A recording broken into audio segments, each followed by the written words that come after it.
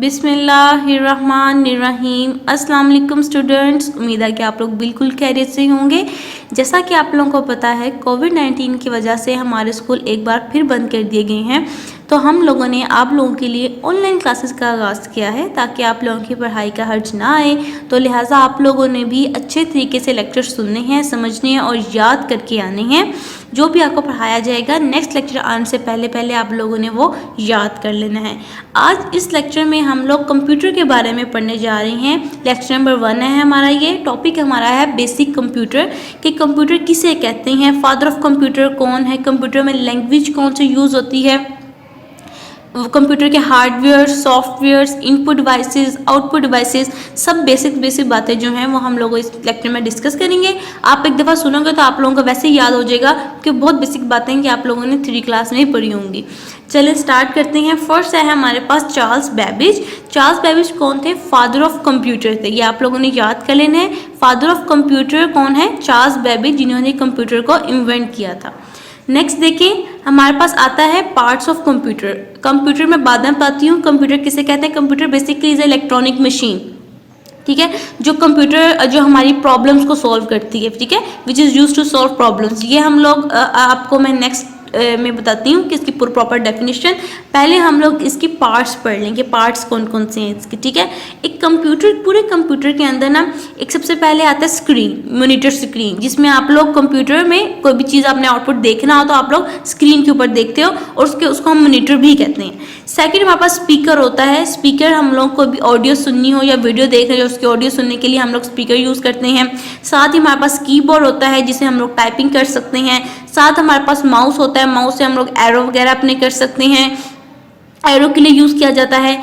फिर आता है हमारे पास सिस्टम यूनिट। इस सिस्टम यूनिट को सीपीयू भी कहा जाता है। सीपीयू बेसिकली क्या चीज़ है? CPU is a brain of computer, क्योंकि सीपीयू जो है उसके ज़रिए सारा कंप्यूटर का काम होता है। जो भी हम लोगों ने प्रोसेसिंग करनी होती है वो कौन करता है? सीपीयू करता है। तो आप लोगों ने इस बात को बहुत अच्छी तरह से याद कर लेना है। एमसीक्यूज शॉर्ट क्वेश्चन में भी आ सकता है कि CPU is a brain of computer, ठीक है। अब देखिए हमारे पास आता है व्हाट इज़ कंप्यूटर। अब व्हाट इज़ कंप्यूटर? कंप्यूटर है क्या चीज़? कंप्यूटर एक ऐसी डिवाइस है जो हमारी प्रॉब्लम्स को सॉल्व करती है। इलेक्ट्रॉनिक मशीन है। इलेक्ट्रॉनिक मशीन का मतलब होता है जो हम इलेक्ट्रिसिटी के साथ यूज़ करते हैं, क्योंकि हम उसको स्विच लगाते हैं ना पहले यूज़ करने से पहले, तो इसलिए हम लोग इलेक्ट्रॉनिक मशीन कहते हैं इसको, which is use to solve human problems, जो हमारी प्रॉब्लम्स को सॉल्व करती है। कुछ भी हम लोगों ने कैलकुलेशन करनी हो या पिक्चर सेव करनी है या एडिट करनी है, कोई भी एनीथिंग एल्स जो हमने काम करना होता है वो कैसे किसके साथ कर सकते हैं? कंप्यूटर के साथ कर सकते हैं, ठीक है। बहुत आसान है, आप लोगों ने बस 1-2 दफ़ा पढ़नी डेफिनेशन तो आप लोगों को याद हो जानी है।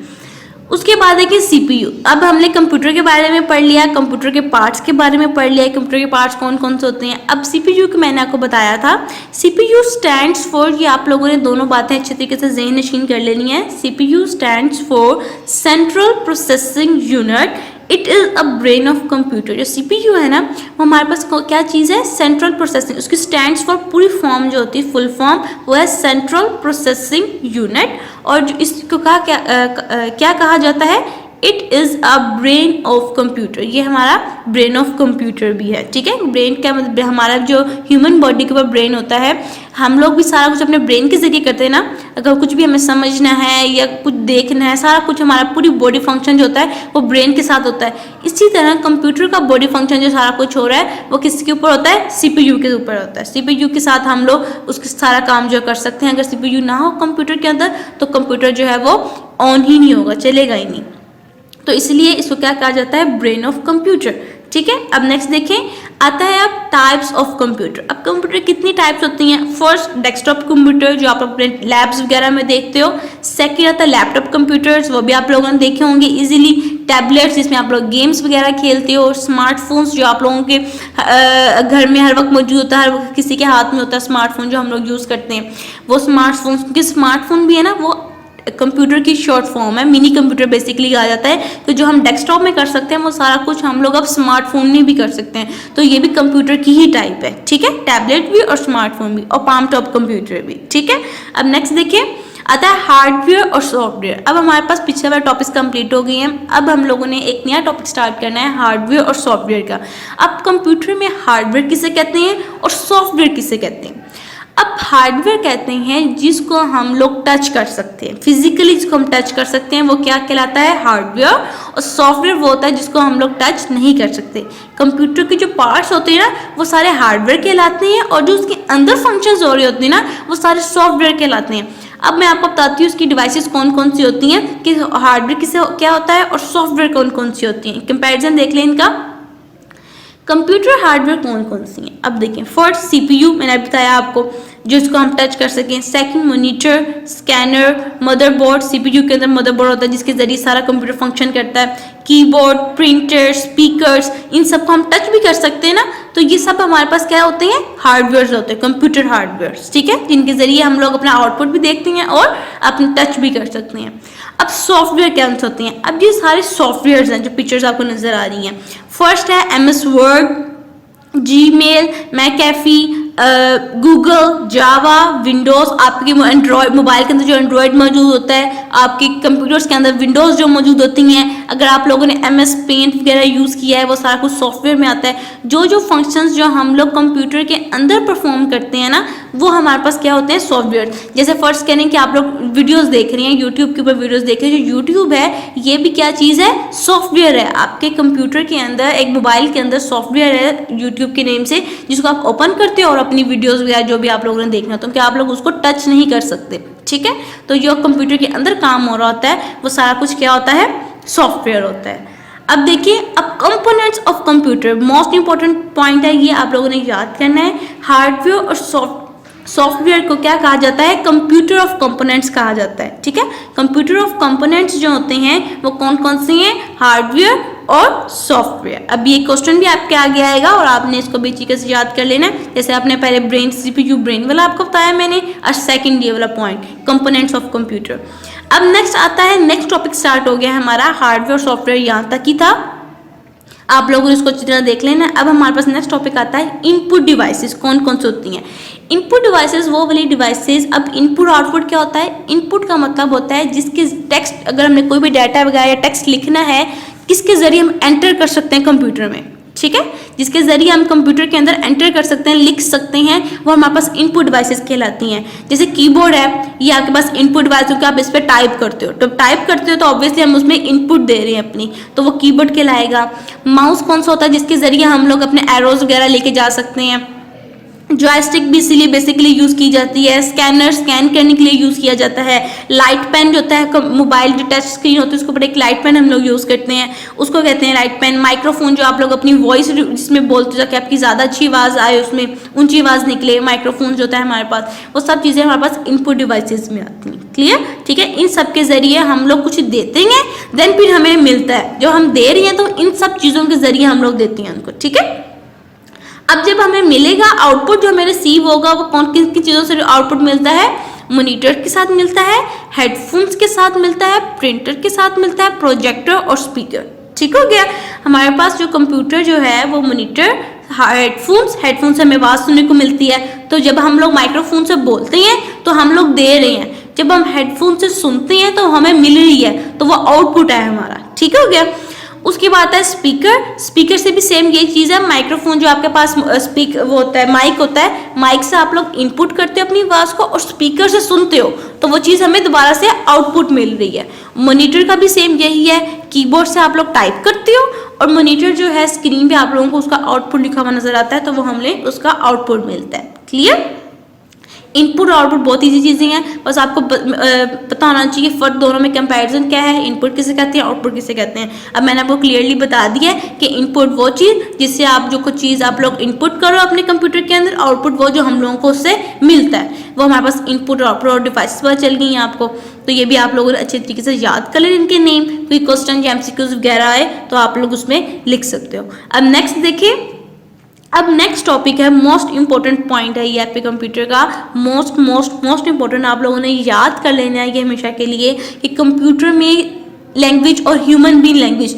दोनों डिफरेंट होती हैं, ठीक है। हम लोग तो कंप्यूटर में लिख रहे होते हैं ना, अल्फ़ाबेटिकली लिखते हैं या न्यूमेरिकली लिखते हैं, ठीक है, लेकिन कंप्यूटर जो है वो उसको अंडरस्टैंड नहीं कर सकता, तो वो उस लैंग्वेज को जो हम लोग लिख रहे होते हैं, इंग्लिश जैसे हम लोग लिखते हैं, तो उसको कन्वर्ट करके अपनी लैंग्वेज में ले आता है। उसकी लैंग्वेज कौन सी होती है? मशीन लैंग्वेज और लो लेवल लैंग्वेज। और लो लेवल लैंग्वेज कौन सी होती है? 0 और 1। जो भी हम लोग बोलते हैं ना इंग्लिश में, वो सारा कुछ कन्वर्ट हो जाता है 0-1 की फॉर्म में, ठीक है। जो भी हम लोग इंग्लिश में बोलेंगे वो सब कुछ किस में कन्वर्ट हो जाएगा? 0-1 की फॉर्म में कन्वर्ट हो जाएगा, तो उसको क्या कहा जाता है? Low level language. और जो हम लोग ह्यूमन बींग्स बोलते हैं वो कौन सी लैंग्वेज होती है? हाई लेवल लैंग्वेज, ठीक है। ये आप लोगों को याद रखने दोनों पॉइंट।